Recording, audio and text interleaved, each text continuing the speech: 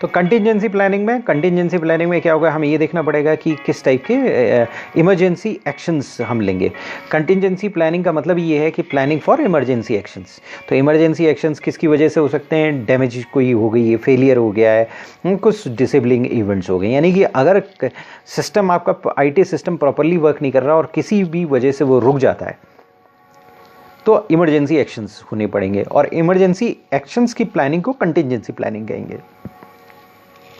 तो ये सारे इश्यूज कंटिजेंसी प्लानिंग में होनी चाहिए। अब कंटिजेंसी प्लानिंग में क्या होगा, एक चीज़ बहुत इंपॉर्टेंट है कि कौन सा सिस्टम सबसे ज़्यादा क्रिटिकल है, ये देखना पड़ेगा। हाईएस्ट प्रायोरिटी किसकी है, मतलब कोई सर्वर है, अगर वो डाउन हो गया तो काफ़ी प्रॉब्लम हो जाएगी। अगर कोई लैपटॉप किसी बंदे का, सेल्स वाले का डाउन हुआ है तो कोई दिक्कत नहीं, लेकिन अगर मालूम पड़ा आपका सर्वर ही डाउन हो गया तो क्रिटिकल सिस्टम है, तो हमें क्लासीफाई करना पड़ेगा कौन क्रिटिकल सिस्टम है, नॉन क्रिटिकल सिस्टम है। फिर प्रायोरिटाइजेशन करना पड़ेगा कि भाई यहाँ इसकी higher the critical system higher the priority, और उसकी कॉन्टिजेंसी प्लानिंग करनी पड़ेगी। तो फिर ये भी हमें देखना पड़ेगा कि प्लान को टेस्ट करना पड़ेगा कि भाई वो प्लान कितना सक्सेसफुल है, और कौन उस प्लान को टेस्ट करेगा, कितनी बार टेस्ट करेगा, किस व्यक्ति के द्वारा टेस्ट करेगा, और कौन रिस्पॉन्सिबल होगा इन प्लान्स को अप्रूव करने के लिए, क्योंकि उनके कंटिजेंसी प्लानिंग के लिए ह्यूमन बीइंग की स्पेशलिस्ट आदमी की ज़रूरत पड़ती है। तो कंटिजेंसी में उसे देखना पड़ेगा, उसे एक्सपीरियंस होना पड़ेगा, भाई ये डिज़ास्टर्स आ सकते हैं, उसे सिस्टम की डीप नॉलेज होनी चाहिए, तो कंटिजेंसी प्लान वो बना देगा। तो जो रिस्क मैनेजमेंट या से रिलेटेड रिस्क होते हैं उसके लिए हम कंटिजेंसी प्लानिंग बनाते हैं। और कंटिजेंसी प्लानिंग का मतलब क्या होता है कि इमरजेंसी एक्शंस के लिए, और इमरजेंसी एक्शंस क्या हो सकते हैं, कोई डैमेज हो गई, फेलियर हो गया, कोई डिसेबलिंग इवेंट हो गया, तो ये सारे इसके लिए कंटिजेंसी प्लान होता है, और इसके लिए हम इशू स्पेसिफिक पॉलिसी बनाते हैं। तो अब हम पढ़ेंगे कि एग्जाम्पल्स क्या है इशू स्पेसिफिक पॉलिसी। मतलब अभी हमने पढ़ा था कि एरिया क्या है, तो इशू स्पेसिफिक पॉलिसी के अप्रोप्रिएट है। तो एरिया हमने ये पढ़ा कि फिजिकल सिक्योरिटी हो सकता है, पर्सनल सिक्योरिटी हो सकता है, कम्युनिकेशन सिक्योरिटी होता है, एडमिनिस्ट्रेटिव सिक्योरिटी हो सकता है, रिस्क मैनेजमेंट हो सकता है, कंटिजेंसी प्लानिंग हो सकता है इशू स्पेसिफिक पॉलिसी में। और अब हम पढ़ेंगे कि एग्जाम्पल्स क्या हैं इशू स्पेसिफिक पॉलिसी के। तो सबसे पहले उसको हम कैटेगराइज करेंगे। सबसे पहले आइडेंटिटी मैनेजमेंट पॉलिसी है। आइडेंटिटी मैनेजमेंट पॉलिसी का मतलब क्या होता है, आइडेंटिटी मैनेजमेंट पॉलिसी का मतलब होता है कि आइडेंटिटी का मैनेजमेंट। तो किसकी आइडेंटिटी को हम मैनेज कर रहे हैं, उसकी आइडेंटिटी, जो व्यक्ति इंफॉर्मेशन सिस्टम पॉलिसी बना रहे हैं तो इंफॉर्मेशन सिस्टम के अंदर जो आदमी घुसेगा, यानी लॉजिकली या फिजिकली घुसेगा, तो उसकी एक आइडेंटिटी होनी चाहिए। और जनरल हम क्या बनाएंगे, आइडेंटिटी मैनेजमेंट पॉलिसी जो होती है लॉजिकल घुसने की ज़्यादा होती है, कि अगर कोई आदमी सिस्टम में एंटर कर रहा है, लॉजिकली एंटर कर रहा है, तो उसकी आइडेंटिटी मैनेजमेंट होगी। तो उसके लिए क्या है कि हम जानते हैं कि आइडेंटिटी मैनेजमेंट के लिए क्या होता है, पासवर्ड बनाते हैं हम, लॉगिन्स बनाते हैं, तो वो आइडेंटिटी मैनेजमेंट होता है। यानी कि व्यक्ति अगर सिस्टम के अंदर घुस रहा है तो उसका लॉगिन होना चाहिए। लॉगिन क्या है, उसकी आइडेंटिटी है, और उसके बाद उसका पासवर्ड होना चाहिए। पासवर्ड कंफर्म करता है कि ये ही बंदा है, ऑथेंटिकेशन करता है कि भाई ये यही बंदा है। ऑथेंटिकेशन बहुत इंपॉर्टेंट होता है कि आप ऑथेंटिफाई करें, ऑथेंटिकेट करें, ऑथेंटिकेशन हो आपका कि आप ही वो बंदे हो जो सिस्टम के अंदर जा रहे हो। आइडेंटिफिकेशन और ऑथेंटिकेशन दो डिफरेंट चीज़ है। आइडेंटिफिकेशन नेम के द्वारा होता है कि मैं अपने आप को आइडेंटिफाई कीजिए, मेरा नाम चंद्रशेखर बरेला है। ऑथेंटिकेट कीजिए, ये मेरा पासपोर्ट है जिसमें मेरी फ़ोटो लगी है, ये ऑथेंटिकेशन होता है। तो आइडेंटिफिकेशन और ऑथेंटिकेशन दो अलग चीज़ें हैं। जनरली नॉर्मल दुनिया में आइडेंटिफिकेशन और ऑथेंटिकेशन एक ही समझ में आता है, लेकिन क्योंकि हम आईटी सिस्टम में आए हैं तो ज़्यादा बाइफर्केशन हो गया। आइडेंटिफिकेशन अलग हो गया, ऑथेंटिकेशन अलग हो गया। आइडेंटिफिकेशन मैं चंद्रशेखर बरेला हूँ, ऑथेंटिकेशन कि ये मेरा पासपोर्ट है। और जब कंप्यूटर है तो कंप्यूटर पासपोर्ट तो देखेगा नहीं, वो बायोमेट्रिक डिवाइस चीज़ें देख सकता है, फिंगर प्रिंट्स देख सकता है, आइरिस स्कैन देख सकता है, यानी कि मेरी आई का स्कैन देख सकता है, या मेरी वॉइस सैम्पल्स देख सकता है। और पासवर्ड जो अभी कंप्यूटर उतने ज़्यादा एडवांस नहीं हुए इसलिए पासवर्ड ज़्यादा देखता है। वैसे फिंगरप्रिंटिंग स्टार्ट हो गई, अगर एक लैपटॉप लेंगे तो वहाँ पर आप कंप्यूटर को ओपन करते हैं तो वो फिंगरप्रिंट आप चलाते हैं तो वो खुल जाता है। तो उसमें क्या करता है कि जैसे ही कंप्यूटर खुलता है तो आइडेंटिफिकेशन और ऑथेंटिकेशन दोनों कर लेता है, क्योंकि फिंगरप्रिंट यूनिक होता है। फिर यहाँ पर दोनों चीज़ें आकर मिल गई। लेकिन अगर मान लिया सपोज आप कंट्रोल ऑल्ट डिलीट दबाते हैं तो आपका सिस्टम लॉक हो जाता है। लॉक होने के बाद आप उसमें एंटर करते हैं तो वो पहले आपका लॉगिन नेम दिखाता है, उसके नीचे और एक कंप्यूटर में आपका एक पर्सनल कंप्यूटर है, उसमें 2 व्यक्ति के लॉगिन नेम भी दिखा सकते हैं, क्योंकि 2 व्यक्ति उसको 2 अलग व्यक्ति अलग नाम से उस कंप्यूटर को लॉगिन कर सकते हैं। दोनों का डेस्कटॉप अलग हो सकता है। यानी कि एक बंदा उस कंप्यूटर के में गया तो सबसे पहले उसका लॉगिन नेम दिखाई देगा, वो आइडेंटिफिकेशन होगा, फिर वो पासवर्ड डालेगा, वो ऑथेंटिकेशन होगा। तो बेसिकली आइडेंटिटी मैनेजमेंट पॉलिसी जो है आइडेंटिटी को मैनेजमेंट करती है। तो सबसे पहले अकाउंट पासवर्ड ऑथेंटिकेशन होगा। इसमें क्या होगा कि एक यूनिक अकाउंट होगा और पासवर्ड होगा। इसका ये जो कॉम्बिनेशन है ये यूनिक होगा और ये ऑथेंटिकेट करेगा सारे इंफॉर्मेशन सिस्टम के यूज़र्स को। तो इसका मतलब ये है कि आपके पास एक अकाउंट नंबर और पासवर्ड होगा। तो अकाउंट नंबर यूनिक होगा, पासवर्ड कई बार क्या होता है मैच कर सकता है लेकिन किसी को पता नहीं होता है। तो कॉम्बिनेशन ऑफ अकाउंट नंबर और पासवर्ड यूनिक होता है और ये एक सिंगल इंडिविजुअल को आइडेंटिफाई करता है।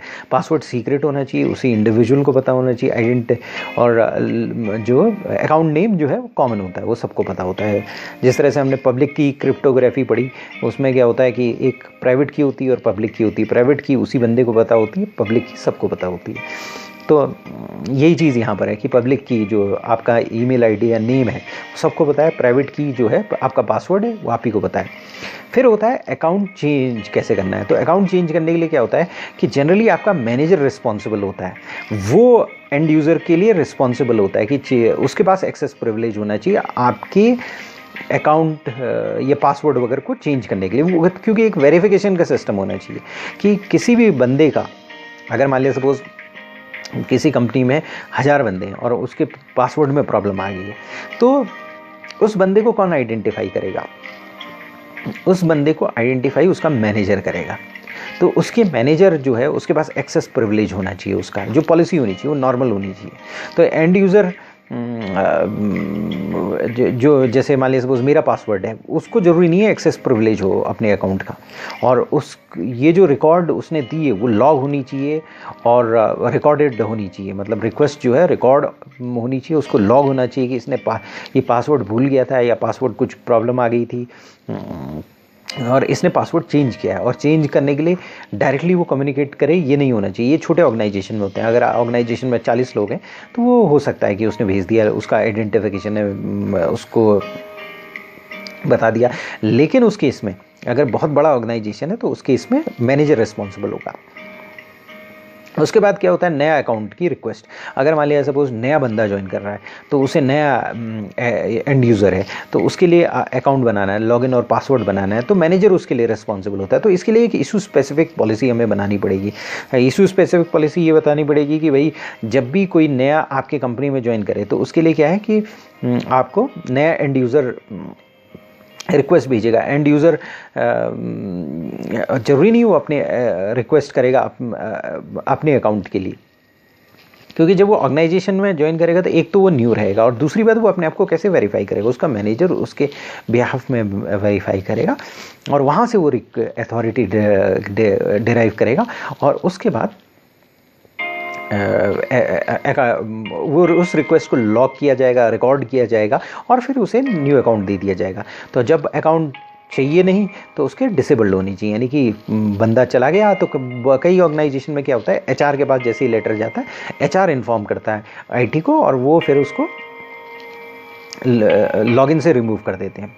उसके बाद लॉगिन मैसेज जो होता है, अगर आपने गूगल में नया अकाउंट खोला होगा तो एक पूरी पॉलिसी की लिस्ट आती है। अगर आप आई एग्री करते हैं तभी वो आगे बढ़ने देते हैं। जीमेल किसी भी यूज़ करो तो वो उसे कहते हैं लॉगिन मैसेजेस। तो कंप्यूटर सिस्टम जो है वो लॉगिन मैसेज डिस्प्ले करता है। अगर यूज़र कनेक्ट कर रहा है, पहली बार अपना लॉगिन क्रिएट कर रहा है या सिस्टम में जा रहा है, तो इसका इंटेंट ये होता है कि ये यूज़र को रिमाइंड करेगी भाई ये इन्फॉर्मेशन जो स्टोर है ये इन्फॉर्मेशन सिस्टम में ये कंपनी की बिलोंग करती है, ये प्राइवेट नहीं है, पर्सनल नहीं है, कल की डेट में आप इसमें कोई प्रॉब्लम नहीं क्रिएट करेंगे। और बहुत सारी चीज़ें होती हैं और वो सारे एग्रीमेंट जो होते हैं वर्डिंग्स इस तरह से होती है कंपनी के फेवर में होती है। यानी कि आप लॉगिन कर रहे हो तो जो भी वहाँ पर क्रिएट कर रहे हो, बना रहे हो, जो भी क्रिएटिविटी कर रहे हो, सारी चीज़ के राइट्स कंपनी के पास होते हैं। अगर आपने कुछ गड़बड़ किया तो सारी लाइबिलिटीज़ आपकी होती हैं। इस तरीके से उसकी बनाया जाता है, एग्रीमेंट बनाया जाता है। तो जब आप एग्री करते हो उसी के बाद सिस्टम आगे करने देता है। और कई बार क्या होता है कि कॉर्पोरेट इंफॉर्मेशन यूसेज पॉलिसी की तरफ डाइवर्ट करता है, यानी कि आप वो पढ़ोगे उसी के बाद आपको लॉगिन करने देगा। तो जब भी यूज़र उसमें लॉगिन कर रहा है तो यूज़र जो एग्री करता है कि भाई मैं ये टर्म्स है हमारी यूसेज पॉलिसी की और ये यूज़र एग्रीमेंट, अगर मैं इसको आई एग्री कर रहा हूँ और इसमें लॉगिन कर रहा हूँ, लॉगिन करने का मतलब ये है कि मैं इसे अवॉइड कर रहा हूँ इस यूज़र एग्रीमेंट से और इस पॉलिसी को मैं एडहेर करूँगा। इसके बाद है कि फील्ड लॉगिन अकाउंट डिसेबलिंग, यानी कि अगर मान लिया कंपनी की एक पॉलिसी होनी चाहिए कितने सक्सेसिव अटैम्प्ट्स हों तो उसके बाद अकाउंट डिसेबल हो जाए। यानी कि मैं अपने सिस्टम में बैठा, मैं किसी दूसरे के सिस्टम में बैठा और उसके सिस्टम को हैक करने की कोशिश कर रहा हूँ और कॉम्बिनेशन ऑफ पासवर्ड डाल रहा हूँ, तो लगातार मैंने 5 पासवर्ड डाले और 5 सक्सेसिव फेलियर हो गए, तो ऑटोमेटिकली जो सिस्टम है डिसेबल हो जाना चाहिए। और उसके बाद फिर वो रिक्वेस्ट करे, अगर मान लीजिए सपोज कोई लेजिटमेट यूज़र है तो वो अपना आइडेंटिटी का प्रूफ दे, मैनेजमेंट का अप्रूवल दे और उसके बाद रीएक्टिवेशन हो जाए। उसके लिए एक पॉलिसी होनी चाहिए, उसके लिए एक प्रोसीजर होनी चाहिए। उसके बाद employee account life time determine होनी चाहिए। परमानेंट एम्प्लॉई है तो उसके जैसे फॉर एग्जांपल अकाउंट्स हैं वो 12 महीने के लिए या 24 महीने के लिए वो रहें, आपके एक्टिव रहें। उसके बाद उन अकाउंट्स की देखा जाए कि एम्प्लॉई है कि नहीं है, या कोई चीज़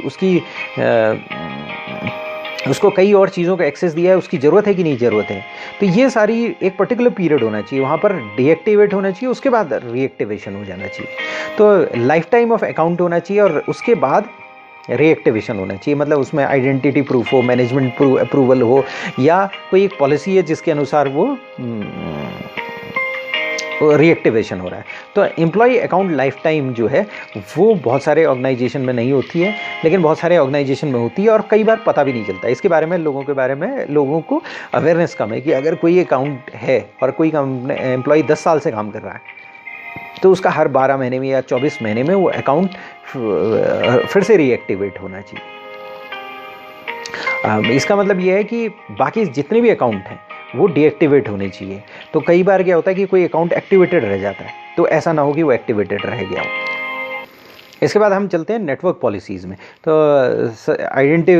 आइडेंटिफिकेशन पॉलिसीज़ हमने देख ली, उसके बाद नेटवर्क पॉलिसी। तो नेटवर्क पॉलिसी में क्या है, एक्स्ट्रानेट कनेक्शन एक्सेस कंट्रोल होना चाहिए।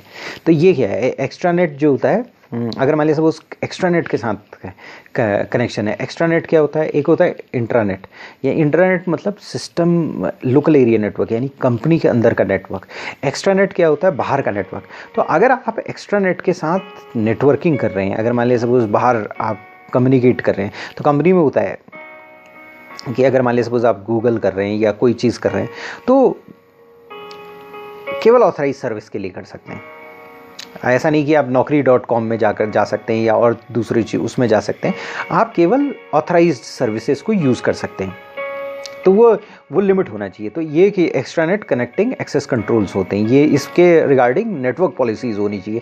और ये एक्सेस कंट्रोल कैसे इन्फोर्स किया जाएगा, IP address, TCP, IP, UDP ports इसको फिल्टर करेंगे। तो वो नेटवर्क इक्विपमेंट सारा जो आपका सारा ट्रैफिक है एक पर्टिकुलर पोर्ट में जा रहा है, ये होना चाहिए। अगर एक पर्टिकुलर पोर्ट में जा रहा है तो क्या है कि एक्स्ट्रानेट कनेक्शन एक्सेस कंट्रोल हो रहा है। तो इसके बाद आता है सिस्टम कम्युनिकेशन पोर्ट्स का हमारा पॉलिसीज़ होनी चाहिए।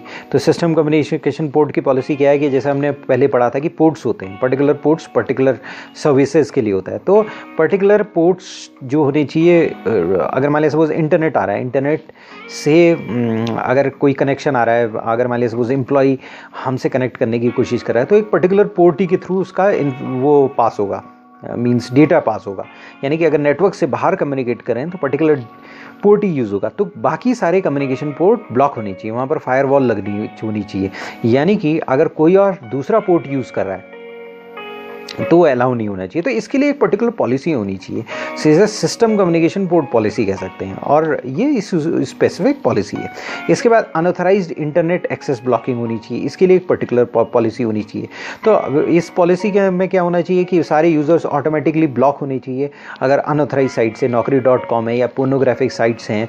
तो अगर मान लिया सपोज कोई भी साइट्स इनअप्रोप्रिएट मानी जाती हैं, इवन फेसबुक है वो अगर इनअप्रोप्रिएट मानी जाती है, इनकी ब्लॉकिंग होनी चाहिए। तो ये एक्सेस रिस्ट्रिक्शन कैसे इन्फोर्स होगा, ये ऑटोमेटिक सॉफ्टवेयर से होगा, और ये ऑटोमेटिक सॉफ्टवेयर फ्रीक्वेंटली अपडेट कर लीजिए। जैसे जैसे आपको पता चले, मैनेजमेंट को डेटा चले जाए कि लोग क्या क्या एक्सेस कर रहे हैं, एक्सेस करने के बाद पता मैनेजमेंट को पता चले कि ये साइट्स हैं जो एक्सेस नहीं होनी चाहिए, नई साइट्स आ गई हैं जो एक्सेस नहीं होनी चाहिए। जैसे फॉर एग्जांपल फेसबुक है, उसके अलावा ये कियाक आ गया एक, तो ये अगर मान लीजिए उसको ये कियाक यूज़ कर रहा है वो भी उसमें होना चाहिए, फेसबुक हो रहा है तो वो भी होना चाहिए। इस तरीके से पॉलिसी रेगुलरली अपडेट होनी चाहिए। इशू स्पेसिफिक पॉलिसी है, ऑब्वियसली करंट पॉलिसी होगी तो वो अपडेशन होना चाहिए, उसमें अनऑथराइज्ड इंटरनेट एक्सेस ब्लॉकिंग होनी चाहिए। फिर फाइनली वर्चुअल प्राइवेट नेटवर्क्स और डायलअप के लिए आपकी पॉलिसी होनी चाहिए। तो सारी जितनी रिमोट एक्सेस है कॉर्पोरेट नेटवर्क की, तो ये कैसे होनी चाहिए, वीपीएन के थ्रू होनी चाहिए, वर्चुअल प्राइवेट नेटवर्क्स के। वर्चुअल प्राइवेट नेटवर्क्स क्या होता है, वाइड एरिया नेटवर्क होता है, जो बंदा कहीं पर भी जाकर हमारे सिस्टम में एक्सेस करता है, लेकिन वो इसी तरह से एक्सेस बैठा होता है जैसे कि वो लोकल एरिया नेटवर्क में बैठा हो, वो वीपीएन के थ्रू जाता है। लेकिन ऐसा होता है कि वो एक वर्चुअल ऑफिस क्रिएट कर देता है, और वर्चुअल ऑफिस बाहर नहीं होता है। मालूम पड़ा मैं लंदन चला गया और इंडिया का बंदा हूँ, तो वीपीएन वहाँ पर बैठकर जब मैं यूज़ करूँगा तो वीपीएन मुझे ऐसा फील देना चाहिए कि मैं इंडिया के ऑफिस का पार्ट हूँ, ऐसा नहीं कि मैं लंदन में पहुंच गया। तो ये वर्चुअल प्राइवेट नेटवर्क करते हैं, ये सिक्योरिटीज़ देते हैं, ये पर्टिकुलरली रीज़न इसका सिक्योरिटी होता है। या अगर मान लिया डायरेक्ट लैंडलाइन से अगर वो कनेक्ट कर रहा है तो वो देख लेना चाहिए।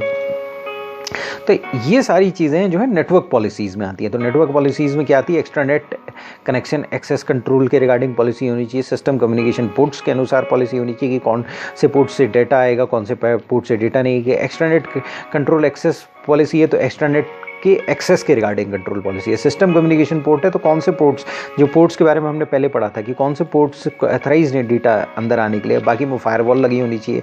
अनऑथराइज्ड इंटरनेट एक्सेस ब्लॉकिंग होनी चाहिए। वर्चुअल प्राइवेट नेटवर्क्स हैं तो उनके लिए पर्टिकुलर पॉलिसी होनी चाहिए। अब हमारी दो और इशू स्पेसिफिक पॉलिसीज़ के एग्जाम्पल्स हैं, जैसे एक है डेटा प्राइवेसी पॉलिसी और डेटा इंटेग्रिटी पॉलिसी।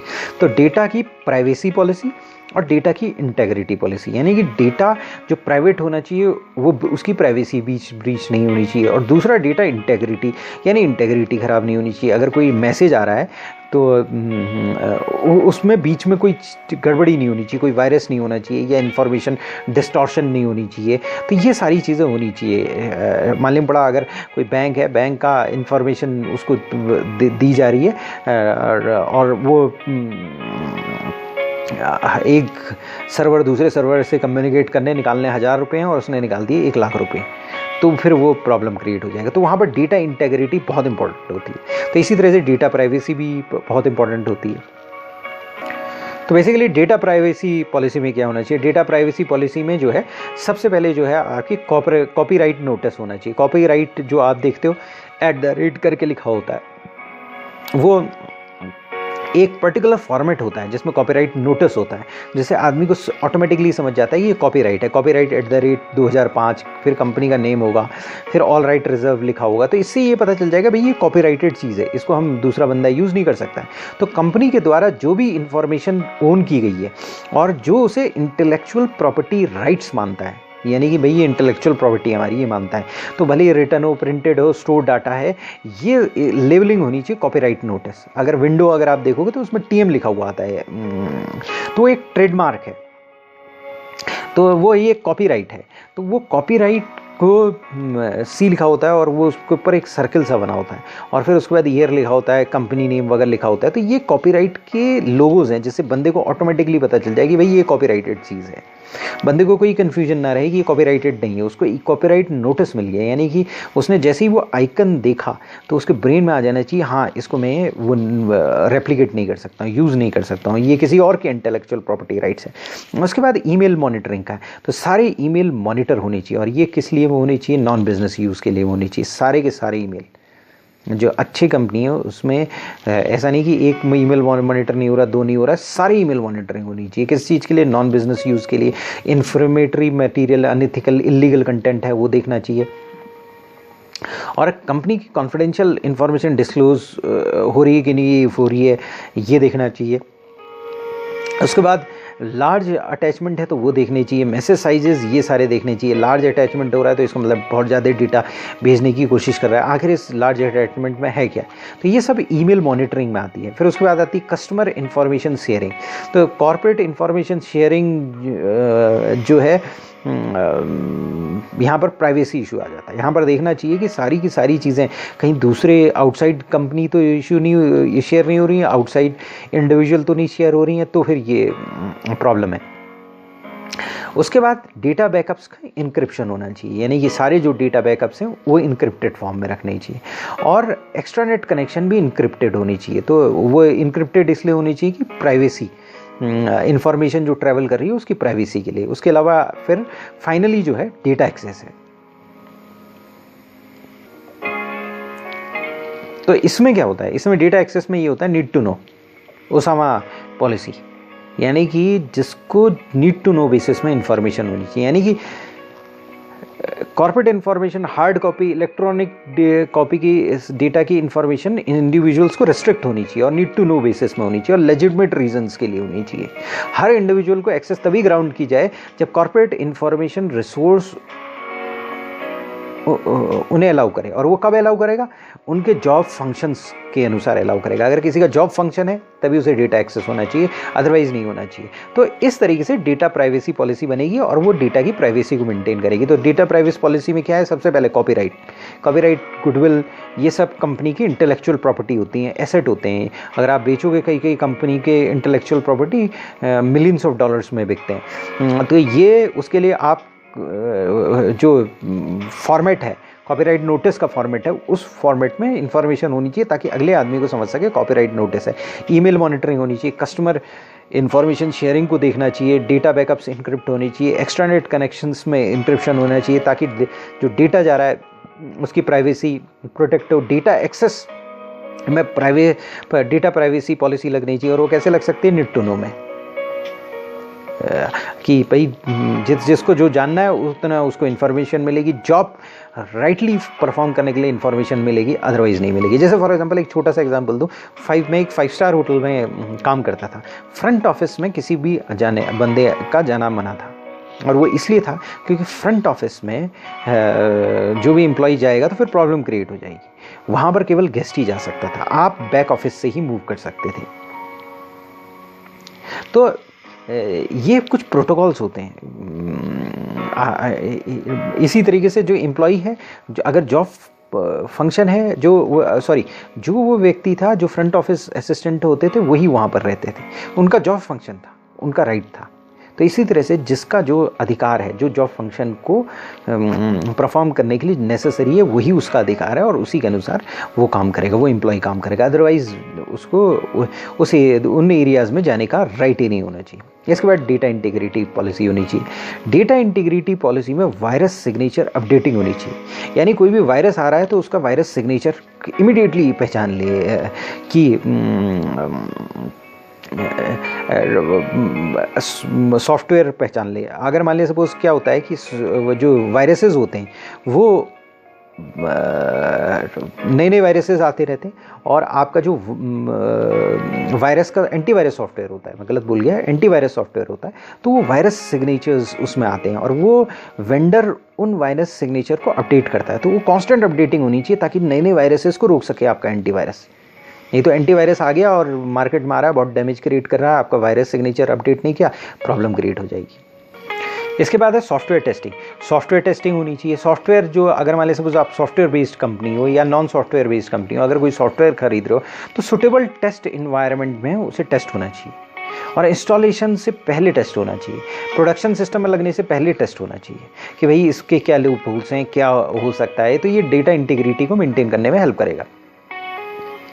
फिर आप इन्वायरमेंट को डिवाइड करोगे डेवलपमेंट, टेस्टिंग और प्रोडक्शन में।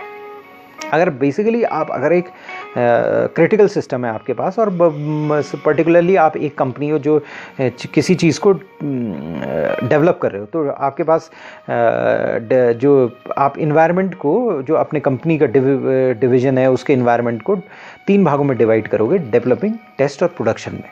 तो इसे कहते हैं डिवीजन ऑफ इन्वायरमेंट। और ये डेटा इंटीग्रिटी के लिए बहुत इंपॉर्टेंट है, क्योंकि डेवलपमेंट का एक आप डेवलप कर रहे हो, फिर उसके बाद टेस्ट करोगे, फिर उसके बाद प्रोडक्शन में लेकर आओगे। तो प्रोडक्शन में जब लेकर आओगे तो डेटा इंटीग्रिटी मेंटेन होगी। अगर डेटा आपका कोई आ रहा है आपके पास, प्रोसेस होके आ रहा है, तो आपको पता है कि राइट डेटा आ रहा है। ये देखना बहुत इंपॉर्टेंट है। इसके बाद है वर्जन 0 सॉफ्टवेयर। तो वर्जन 0 सॉफ्टवेयर में क्या होता है, जहाँ भी पॉसिबल है आपको अनडिस्कवर्ड बग्स अवॉइड करने में हेल्प करता है। जो क्योंकि ऐसा होता है कि सॉफ्टवेयर का वर्जन आता है 1.0, 2.0 और इस तरीके से होता है। तो कई बार क्या होता है कि नए सॉफ्टवेयर के साथ नए बग्स आते हैं, अनडिस्कवर्ड बग्स होते हैं। तो वर्जन 0 सॉफ्टवेयर के साथ अनडिस्कवर्ड बग्स होते हैं। तो जहाँ पर पॉसिबल है इनको अवॉइड करना बहुत ज़रूरी है। फिर उसके बाद ऑफ साइट बैकअप स्टोरेज के लिए पॉलिसी होना चाहिए कि अगर मान लिया सपोज 1 मंथ से या 15 दिन से या 2 महीने से ज़्यादा अगर पुराना बैकअप है तो वो एक ऑफ साइट में परमानेंट स्टोरेज के लिए चले जाना चाहिए। उसके अलावा क्या क्वार्टर एंड और ईयर एंड बैकअप होनी चाहिए, तो ये सेपरेटली होनी चाहिए। नॉर्मल शेड्यूल तो चलते रहना चाहिए, क्वार्टर एंड और year and backup normal schedule के अलावा होनी चाहिए। उसके बाद डिज़ास्टर रिकवरी की एक पॉलिसी होनी चाहिए, कॉम्प्रिहेंसिव डिज़ास्टर रिकवरी प्लान होना चाहिए, ताकि कॉर्पोरेट बिजनेस की कंटिन्यूटी बरकरार कर सके अगर कहीं कोई प्रॉब्लम हो गई। क्योंकि कई कंपनी जो होती हैं वो डेटा पर काम करती हैं, जैसे फेसबुक है अगर, या आपका कोई ईमेल साइट है, जीमेल है, उसका डेटा रखा हुआ है और कल की डेट में सारा का सारा डेटा गायब हो जाए तो वो कंपनी की गायब हो जाएगी।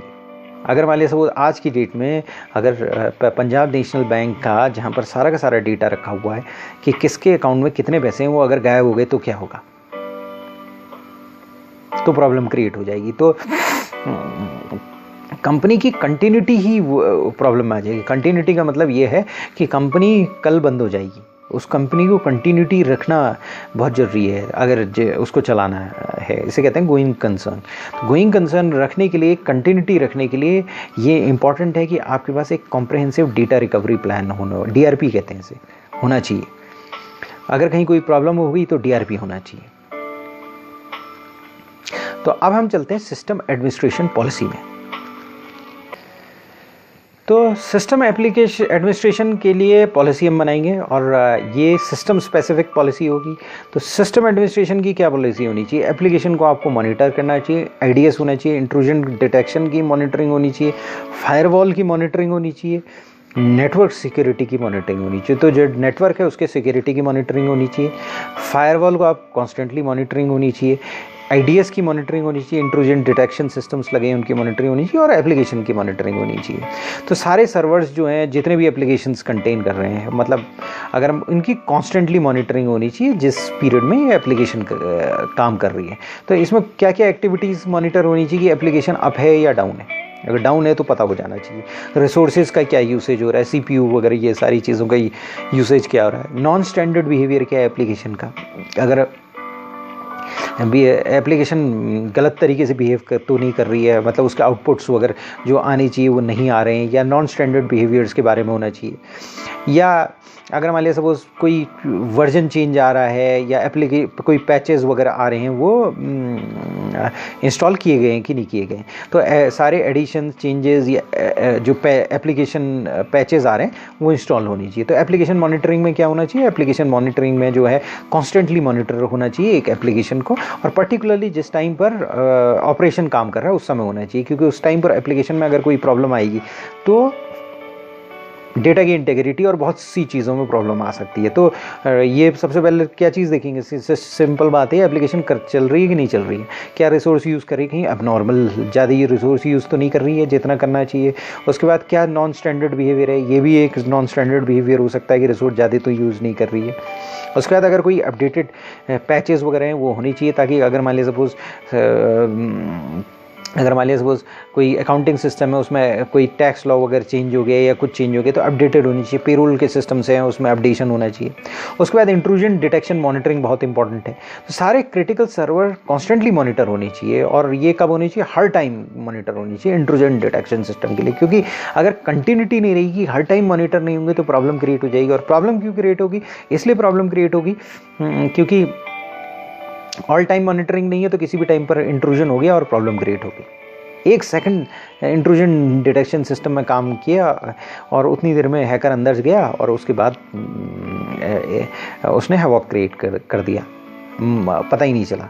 तो intrusion detection system continuously monitor होना चाहिए। और मॉनिटरिंग किसकी होनी चाहिए, पोर्ट स्कैन्स होनी चाहिए। और इसमें क्या है, नॉन स्टैंडर्डाइज एप्लीकेशन कनेक्शंस देखने चाहिए, उनके बिहेवियर देखनी चाहिए। अगर कोई नॉन स्टैंडर्डाइज एप्लीकेशन है, मतलब नॉन स्टैंडर्डाइज एप्लीकेशन का मतलब ये है कि कुछ एप्लीकेशन आपको एक्सेस करने की कोशिश कर रहे हो, उसके बाहर जो एप्लीकेशंस हैं उनके कनेक्शंस हो रहे हैं या उनका बिहेवियर है, वो आपको देखना पड़ेगा। मल्टीपल एप्लीकेशंस हो रहे हैं या एक सीक्वेंशियल एक्टिवेशन हो रहा है मल्टीपल एप्लीकेशन का, तो वो भी प्रॉब्लम हो सकता है। मल्टीपल फेलियर्स हो रहे हैं लॉगिन अटैम्प्ट्स के, मालूम पड़ा एक सिस्टम में 50,000 पासवर्ड्स डल गए एक ही सेकंड में, या 1 माइक्रोसेकंड में, या 1 करोड़ पासवर्ड्स डल गए। तो इंट्रूजन डिटेक्शन सिस्टम ये सारी चीज़ करेगा। तो इंट्रूजन डिटेक्शन सिस्टम हर समय चालू होना चाहिए, ऑल टाइम्स होना चाहिए, क्रिटिकल सर्विसेज के लिए होना चाहिए, कॉन्स्टेंटली मॉनिटर करना चाहिए। और मॉनिटरिंग के लिए क्या क्या देखना चाहिए, पोर्ट स्कैन्स, और अगर नॉन स्टैंडर्डाइज एप्लीकेशंस हैं उनके कनेक्शंस, उनके बिहेवियर, मल्टीपल एप्लीकेशंस, या सीक्वेंशियल एक्टिवेशन देना चाहिए कि अगर कोई चीज़ एक्टिवेट हो रही है तो उसके बाद मल्टीपल एप्लीकेशन सीक्वेंशियली एक्टिवेट तो नहीं हो रहे हैं और मल्टीपल फेलियर तो नहीं है लॉगिन अटैम्प्ट्स की। ये सारी चीज़ें IDS को देखनी चाहिए, इंट्रूजन डिटेक्शन सिस्टम्स को देखनी चाहिए। तो ये सिस्टम एडमिनिस्ट्रेटिव पॉलिसी में आएगा। तो सिस्टम एडमिनिस्ट्रेटिव पॉलिसी में क्या था, पहला तो था एप्लीकेशन मॉनिटरिंग होनी चाहिए, एप्लीकेशन की मॉनिटरिंग करेंगे। IDS की मॉनिटरिंग होनी चाहिए जो हमने पढ़ लिया। अब हम पढ़ेंगे फायरवॉल मॉनिटरिंग और नेटवर्क सिक्योरिटी मॉनिटरिंग।